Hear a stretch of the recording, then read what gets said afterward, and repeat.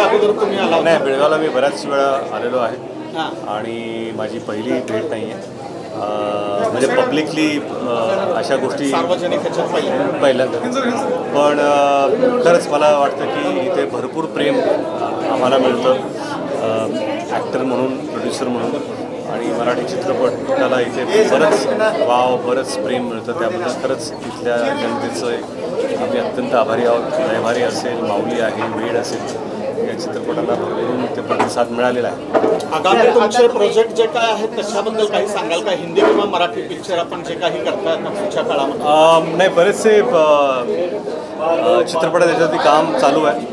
मराठी चित्रपट पण आहेत जे आता पुढच्या 1-2 महिन्यात मी अनाऊन्स करेन. आता मी आत्ताच सांगितलं की आता फक्त हाऊसफुल हा अनाऊन्स झालेला आहे हिंदीमध्ये, पण मराठी चित्रपटामध्ये जे आहे ते आम्ही आता पुढच्या महिन्यात अनाऊन्स करू. सर, वेड पार्ट 2 येणार आहे का? वेड नाही, वेड पार्ट 2 ही कल्पना खरं पूर्वी नव्हती, पण आता तुम्ही म्हणताय आणि बरेचसे लोक म्हणतात की वेड पार्ट 2 यायला पाहिजे. त्याच्याबद्दल माहिती नाही, विचार करतो. अजून काही ती स्टोरी सापडली. मॅडमचं मराठी खूप सुंदर आहे. 2 वाक्य मराठी कसं वाटतं बेळगावला तुम्हाला?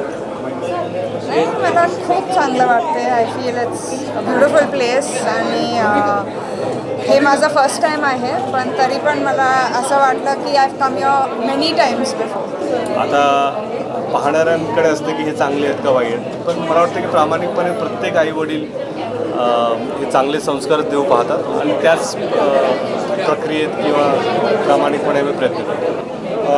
एक मी चित्रपट आता काम करतो आहे, ती खरंच माझ्या आयुष्याची सगळ्यात चॅलेंजिंग भूमिका किंवा चित्रपट ठरेल. त्याबद्दल मी जसं म्हणालो आपल्याला की पुढच्या 1-2 महिन्यात मी अनाऊन्स करेन. पण 20 वर्ष झालं आम्ही काम करतो आहे. प्रत्येक वेळा वाटतं की काहीतरी नवीन चॅलेंज स्वतःला द्यायला पाहिजे. आम्ही काम करताना चित्रपट निर्मिती करायचं चॅलेंज घेतलं. निर्मिती झाल्यानंतर